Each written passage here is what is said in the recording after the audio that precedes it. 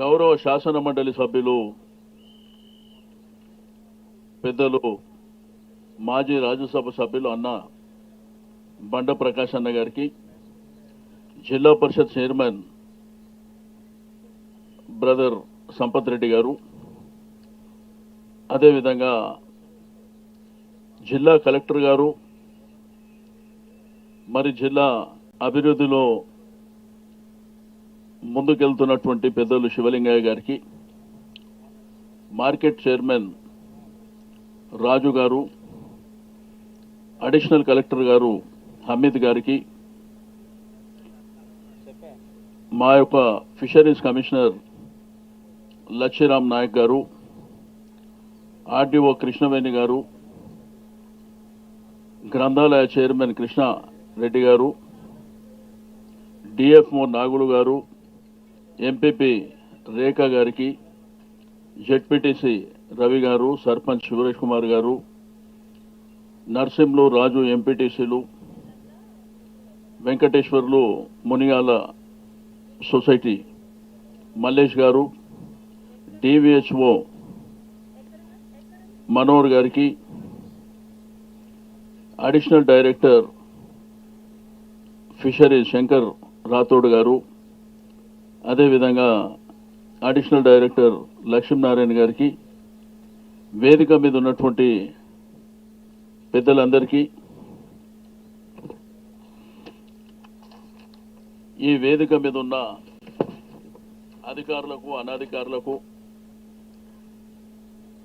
రెండోది నియోజకవర్గంలో మత్స్యకారుల అక్కా చెల్లెళ్లకు, అన్నా తమ్ముళ్లకు, మీడియా మిత్రులకు అందరికీ నమస్కారాలు. ఎంతో సంతోషదాయకమైనటువంటి సందర్భం. ఈరోజు రాష్ట్ర వ్యాప్తంగా చేపల పంపిణీ కార్యక్రమాన్ని ఈరోజే మరి ప్రారంభించడం జరిగింది. అయితే గౌరవ శాసనసభ్యులు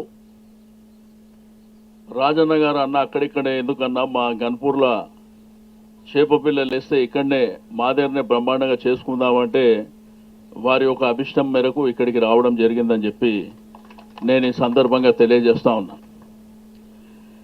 అయితే ఒకసారి మీరు ఆలోచన చేస్తే, ఇప్పుడే పెద్దలు ప్రకాష్ అన్న గారు మాట్లాడారు, రాజన్న గారు మాట్లాడారు. అసలు తెలంగాణ రాష్ట్రంలో మత్స్యకారులు అనేటువంటి ఉన్నారు అనేటువంటి విషయాన్ని 2014 ముందు వరకు ఎవరికి తెలియదు. ఏ ప్రభుత్వాలకు ఇక్కడ మత్స్యకారులు ఉన్నారు అనేటువంటి విషయం ఆ ప్రభుత్వాలకు తెలియదు.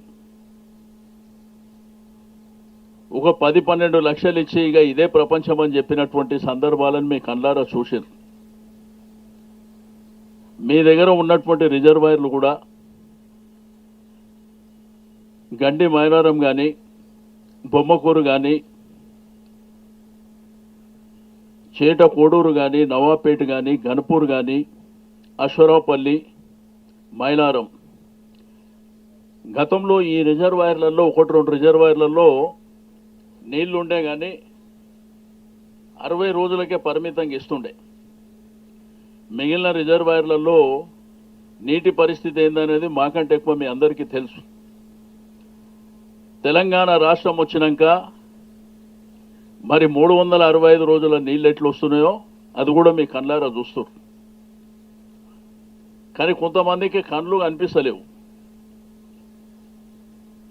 నూర్ ప్రాజెక్టులు కట్టినా, డ్యాములు కట్టినా, చెక్ డ్యాములు కట్టినా అవినీతి జరిగింది, నీళ్లు మాత్రం ఒక చుక్కు వస్తలేవని కొంతమంది కళ్ళు లేని కబోదులు మాట్లాడుతున్నారు. మీ అందరికీ చూస్తున్నారు టీవీలో, సోషల్ మీడియాలలో. మరి ఇవన్నీ మీకు సాక్ష్యమా లేదా అనేటువంటి విషయాన్ని కూడా నేను ఈ సందర్భంగా తెలియజేస్తా ఉన్నాను. అయితే ఈరోజు రాష్ట్ర వ్యాప్తంగా ఈ చేప పిల్లల, రొయ్య పిల్లల పంపిణీ కార్యక్రమాన్ని మా కమిషనర్ లచ్చిరామ్ గారు, అదేవిధంగా మా జాయింట్ డైరెక్టర్స్ కానివ్వండి, అదేవిధంగా ఫిషరీస్ డెవలప్మెంట్ అధికారులు జిల్లాలలో వారి సబార్డినేట్స్ కానీ మరి ఈ కార్యక్రమాలను రూపొందించడమే కాకుండా మత్స్యకారులకు మేలు జరగాలి. మీరు చూసినారు తెలంగాణ ఉద్యమ నాయకుడే ఈనాటి ముఖ్యమంత్రి. వారు పల్లె పల్లెన గ్రామ గ్రామాన తిరిగినప్పుడు ఒకవేళ తెలంగాణ రాష్ట్రం సిద్ధిస్తే గ్రామీణ ఆర్థిక వ్యవస్థ ఎట్లా బలోపేతం కావాలి, కులవృత్తుల మీద ఆధారపడ్డ వాళ్లకు ఆర్థికంగా ఎట్లా పైకి తీసుకురావాలనేటువంటి ఒక కల్పన మన ముఖ్యమంత్రి గారికి ఉండే. అందుకే వారు ముఖ్యమంత్రి అయిన తర్వాత ఇక్కడ చెరువులు ఉన్నాయి, చెరువులను బాగు చేసి ప్రాజెక్టుల నిర్మాణం చేసి చేపలు ఇయ్యాలి అనేటువంటి ఆలోచన మనం అడగలే. ఇక్కడ ఉన్నటువంటి మత్స్యకారులు ఫ్రీగా చేపలు ఇవ్వమని అడిగినరా? కానీ వారి యొక్క మనసులో ఉంది, ఇంత పెద్ద కుటుంబాలు, ఇంత పెద్ద పాపులేషన్ ఉన్నటువంటి కులాలకు మనం పని కల్పించవలసినటువంటి బాధ్యత ప్రభుత్వాన్ని గుర్తించినటువంటి ఏకైక ముఖ్యమంత్రి కేసీఆర్ గారు అని చెప్పి నేను ఈ సందర్భంగా తెలియజేస్తున్నా. మరి వాళ్ళు కార్యక్రమాన్ని స్వీకారం చుట్టినప్పుడు ఫస్ట్ 3,939 రిజర్వాయర్లు ఫస్ట్ ఐడెంటిఫై చేసి 2016-17లో అక్కడి నుంచి స్టార్ట్ అయింది.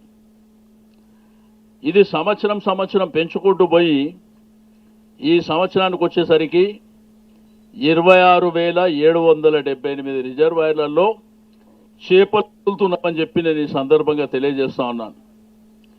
ఆ రోజు ఏర్పాటైనటువంటి 3,939 ఎక్కడ, ఈరోజు 26,778 చెరువులలో ఈ చేపలు వదిలేటువంటి కార్యక్రమం మీరు చూశారు. ముఖ్యమంత్రి గారు నిండు శాసనసభలో చెప్పిండు అసెంబ్లీలో, రాష్ట్రంలో ఏ కుంట అయినా, ఏ చెరువు అయినా, ఏ రిజర్వాయర్ అయినా దాంట్లో హక్కులన్నీ మత్స్యకారులకే ఉంటాయని చెప్పినటువంటి గొప్ప వ్యక్తి మన ముఖ్యమంత్రి గారు.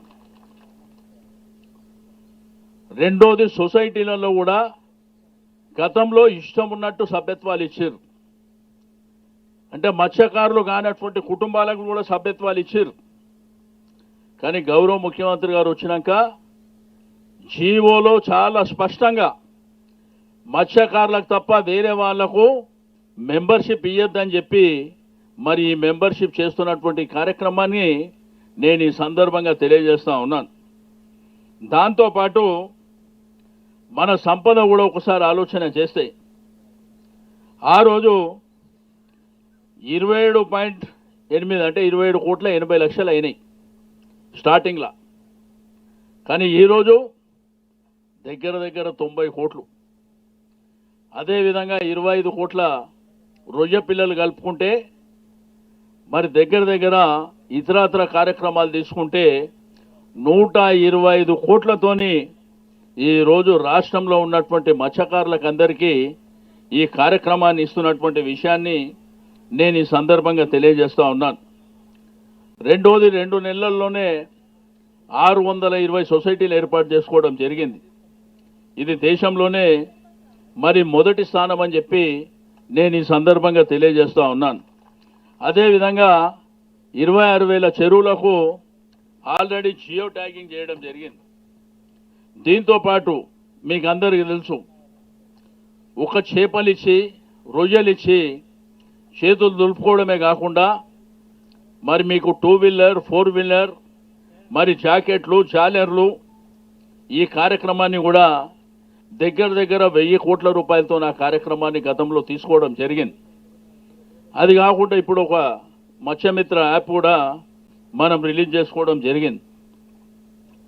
నేను మీ అందరినీ కోరుకునేది ఒకటే, మనసుంటే మార్గం ఉంటుంది. చేయాలన్న సంకల్పం మన ముఖ్యమంత్రి గారికి ఉంది.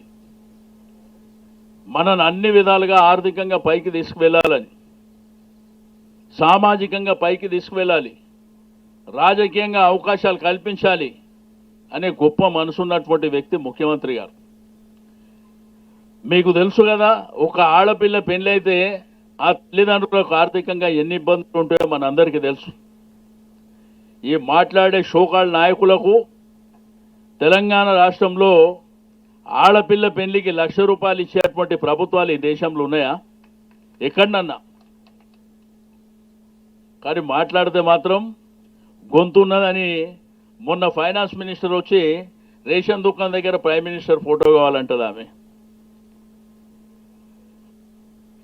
ఫైనాన్స్ మినిస్టర్ ఏంది దేశానికి?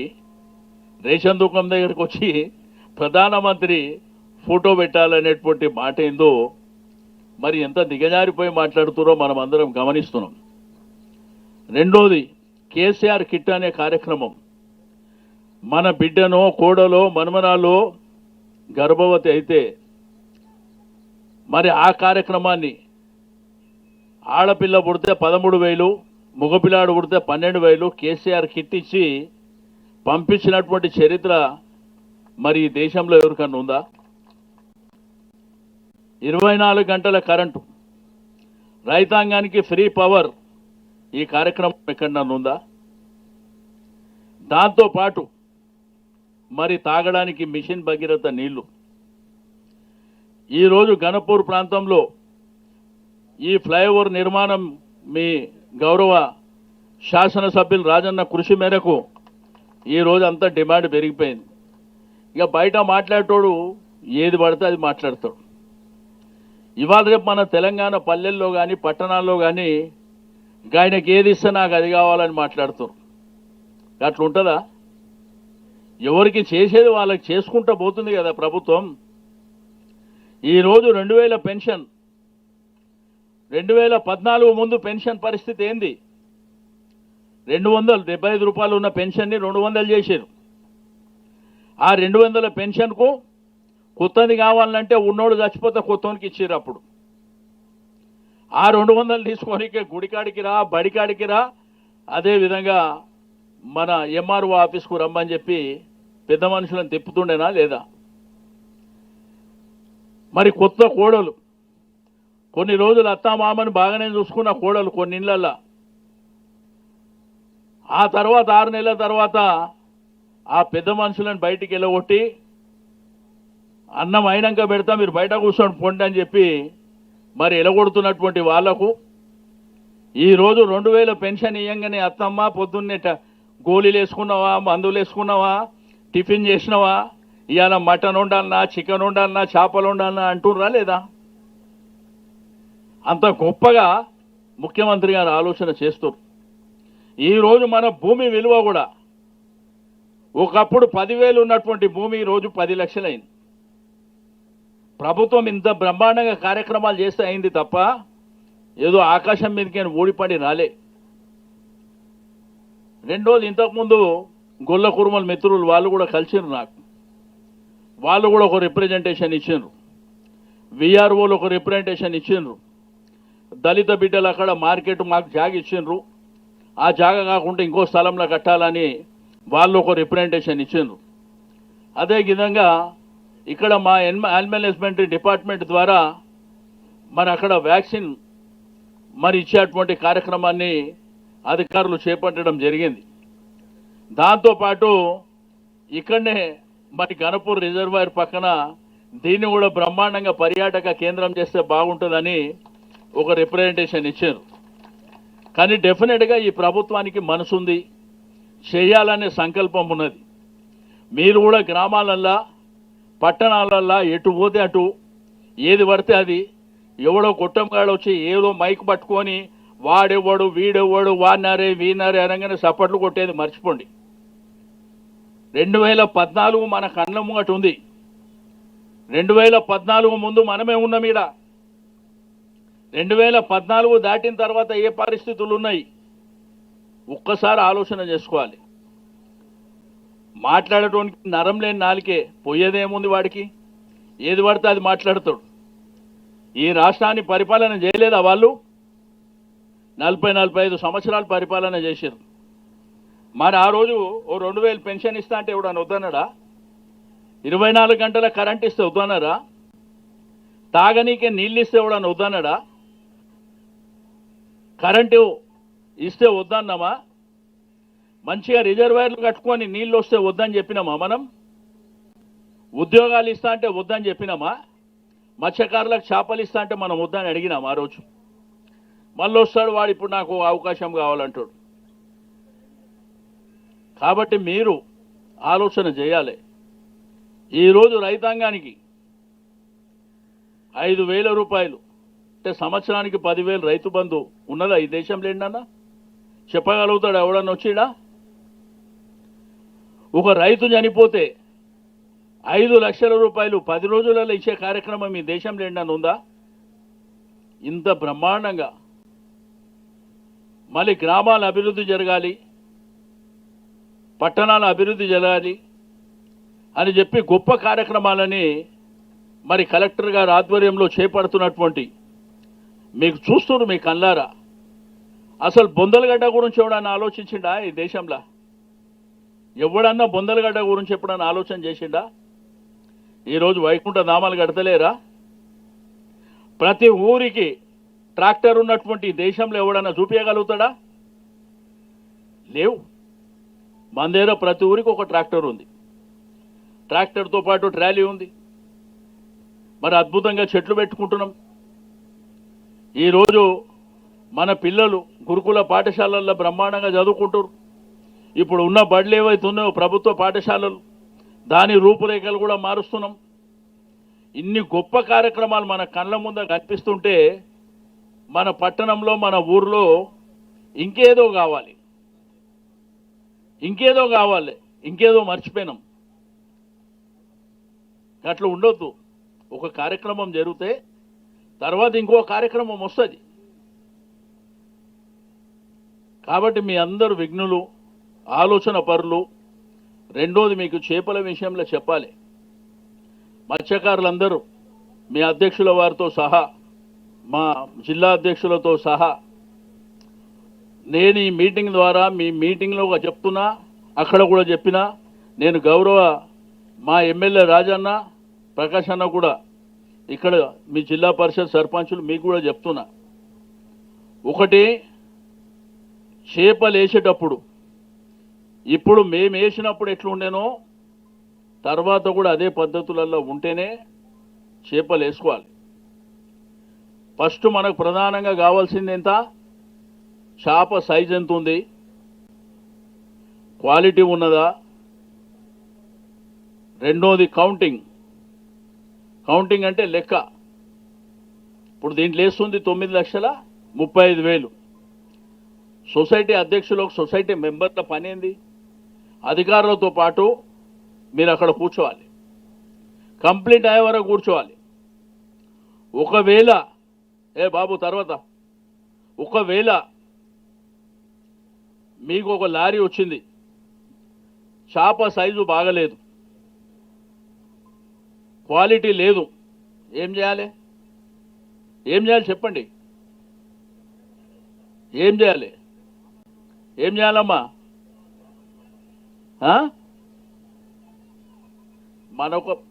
మన దగ్గర అట్లా ఉండదు. వాని వెనుకకు పంపిస్తే ఆడు వస్తువులో లేదో అని భయపడతారు. వచ్చింది వేసుకుందాంరా, మళ్ళీ ఆడు వస్తాడో లేదో అని భయపట్టి మనోళ్ళు ఏం చేస్తారు? వేసుకోమని చెప్తారు. అట్లా చేయొద్దు అట్లా.